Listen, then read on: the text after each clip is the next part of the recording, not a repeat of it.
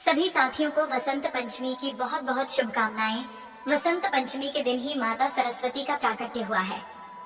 जब सृष्टि में अज्ञान, मौन और अंधकार था, तब ब्रह्मा जी की प्रार्थना पर माता सरस्वती प्रकट हुई और वीणा के मधुर स्वर से ज्ञान का संचार किया। मनुष्य को वाणी, लेखन, संगीत और विवेक प्रदान किया। वसंत ऋतु स्वयं नवजीवन, नई ऊर्जा और सृजन का प्रतीक है। इसलिए इस दिन ज्ञान की देवी माता सरस्वती की पूजा की जाती है। प्रिय साथियों, कथा को अंत तक अवश्य सुने।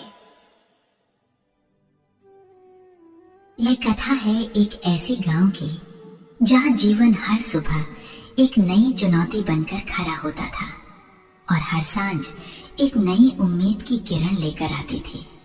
पर इस गांव की गलियों में एक ऐसा बालक भी भटकता था जिसके लिए न कोई सुबह उम्मीद की थी और न कोई सांझ सुकून की। उसका नाम क्या था, उसे खुद भी याद न था। हाँ, लोग उसे बालक ही कहते थे और कभी कभी तो अभागा, कलमुहा या अनार्य जैसे कड़वे शब्दों से भी पुकारते थे। उस बालक के जीवन में नियति ने ऐसा खेल खेला था जिसकी कल्पना मात्र से भी रूह कांप उठे। नियति के इस विधि से बचाना किसी मनुष्य के लिए असंभव था। एक दिन, बस एक ही दिन में सब कुछ बदल गया। वो सवेरा था जब उसकी माँ ने उसे प्रेम से जगाया था। पिता ने अपनी मजबूत भुजाओं में उठाकर दुलारा था। उनका छोटा सा घर प्रेम और हंसी से भरा था। पर नियति को ये सुख रास न आया। गांव में एक भीषण महामारी फैली, जैसे किसी अदृश्य दानव ने अपने विषैले पंजे पसार दिए हों।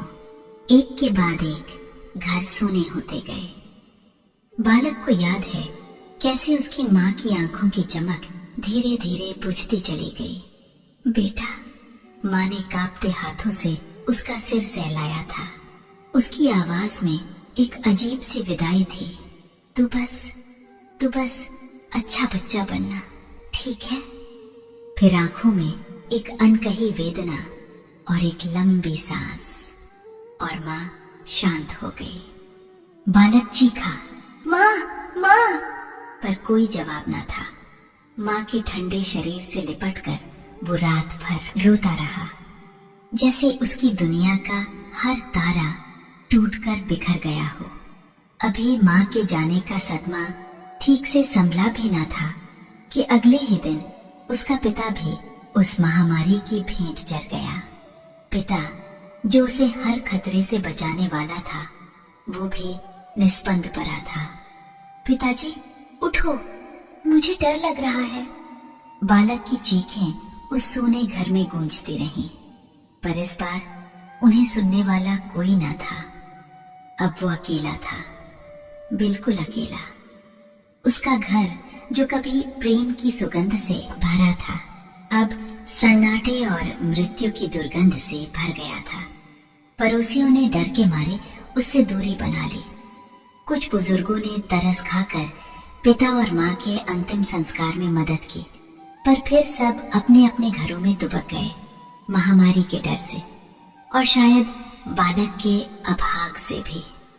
8 साल का वो छोटा सा प्राणी, जिसने कल तक जीवन की कठिनाइयों का अर्थ भी न जाना था, आज एकाएक एक गहरे अंधेरे कुएं में धकेल दिया गया था। उसे भूख लगती, कोई रोटी न थी। प्यास लगती तो कोई पानी न पूछता। रात में ठिठुरन होती तो कोई माँ की गर्म गोद न थी, न पिता की मजबूत बाहें। वो गांव की गलियों में भटकता रहता था, कभी इस चौखट पर, कभी उस चौखट पर। कुछ दे दो माई, बहुत भूख लगी है। उसकी पतली आवाज अक्सर हवा में घुल जाती। जवाब में उसे अक्सर डांट ही मिलती। चल हट, कहीं और जाके मर। पहले ही गांव में विपदा आई है, तू और अपनी अभाग्यता फैला रहा है। कोई कहता, अरे हट रे, कहीं तू भी बीमारी लेकर तो नहीं आया। किसी ने तो गुस्से में यहाँ तक कह दिया, जलकर क्यों नहीं मर जाता, एक और मुंह पालने की हिम्मत अब हम में नहीं। जलकर, ये शब्द उसकी आत्मा पर एक गहरे घाव की तरह बैठ गया।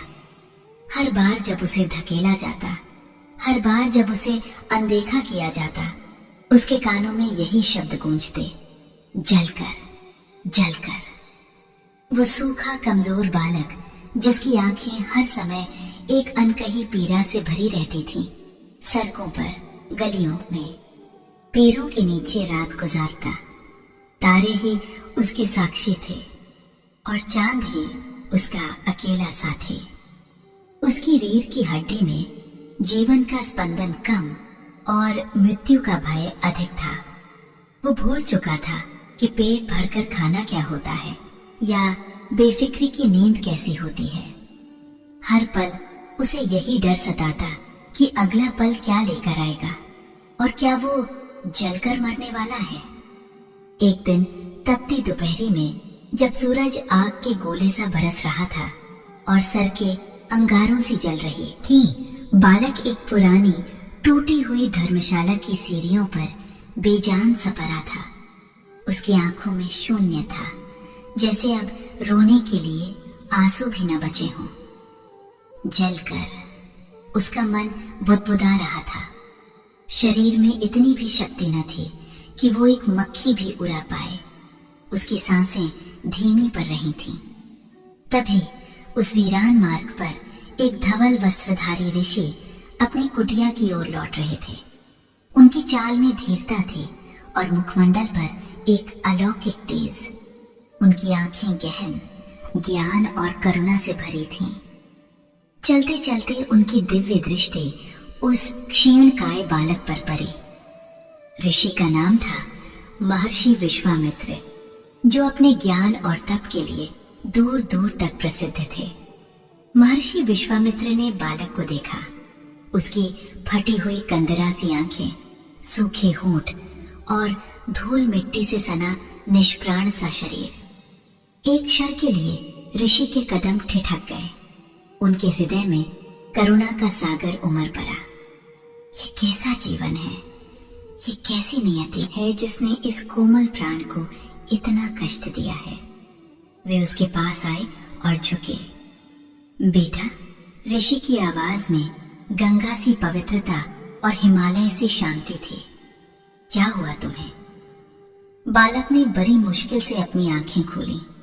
उसकी आंखों में डर था, पर शायद ऋषि की आवाज की कोमलता ने एक क्षण को उसे थाम लिया था। वो कुछ बोल न पाया, बस एक निरीह दृष्टि से ऋषि को देखता रहा। भूख लगी है? ऋषि ने पूछा। बालक ने धीरे से सिर हिलाया। पानी चाहिए? फिर सिर हिलाया। तुम्हारे माता पिता कहाँ हैं पुत्र?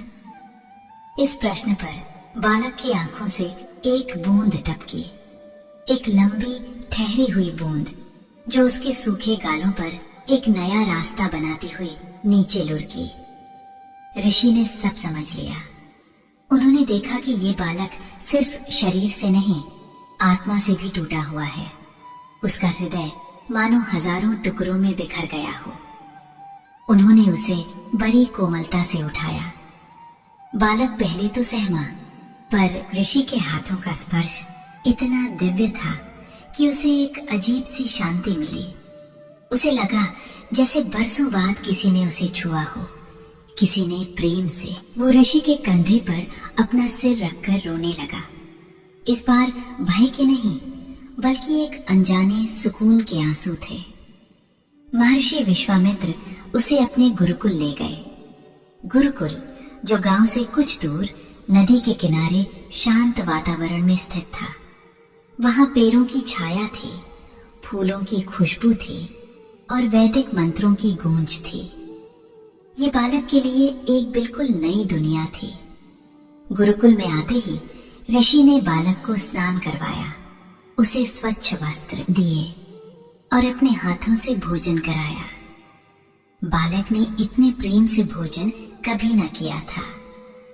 एक ही बार में भरपेट खाकर वर्षों बाद उसे गहरी नींद आई। ऋषि ने उसे अद्वैत नाम दिया, अद्वितीय, जो अकेला था पर अब एकाकी नहीं। पर अद्वैत अंदर से टूटा हुआ था। उसका शरीर भले ही ऋषि के संरक्षण में स्वस्थ होने लगा था, पर उसकी आत्मा पर लगे घाव अभी हरे थे। गुरुकुल के अन्य शिष्य उसे देखकर उत्सुक होते, कुछ प्रेम से उसके पास आते, उससे बात करने की कोशिश करते, पर अद्वैत की आंखों में अभी भी एक शून्य तैरता रहता। वो किसी से बात नहीं करता, किसी खेल में शामिल नहीं होता। जब कोई उसके करीब आता तो वो डरकर सिमट जाता। उसके कानों में अब भी वे कर्कश शब्द गूंजते, जलकर मर जा, अभाग। महर्षि विश्वामित्र सब समझते थे। वे जानते थे कि शरीर के घाव दवा से भरते हैं, पर आत्मा के घाव प्रेम और धैर्य से। वे अद्वैत के पास बैठते, उसे कहानियां सुनाते, उसे शांत मंत्रों का पाठ करवाते। अद्वैत चुपचाप सुनता, पर उसकी आंखों में वो पहले जैसी चमक अभी भी नहीं आई थी। दिन बीतते गए, सप्ताह बीतते गए। अद्वैत गुरुकुल के जीवन से थोड़ा परिचित तो हो गया था, पर घुल मिल नहीं पाया था। वो रोज सुबह गुरुजनों के साथ भोर की प्रार्थना में बैठता, संध्याकालीन आरती में भी शामिल होता, पर उसका मन कहीं और ही भटकता रहता। उसे अपनी माँ की याद आती, पिता की याद आती। उसे लगता वो यहाँ है, पर उसका अपना कोई नहीं। वो अनाथ ही है। अनाथ, ये शब्द उसके दिल में एक तीखे कांटे सा चुभता था। ऋषि उसे कभी कभी अपनी गोद में लेते, उसका सिर सहलाते। अद्वैत, वे कहते, तुम अकेले नहीं हो। ये पूरा गुरुकुल, ये प्रकृति, ये परमात्मा, सब तुम्हारे अपने हैं। पर अद्वैत की आंखों में प्रश्न था, अपना? कौन अपना? मेरे तो माता पिता भी चले गए।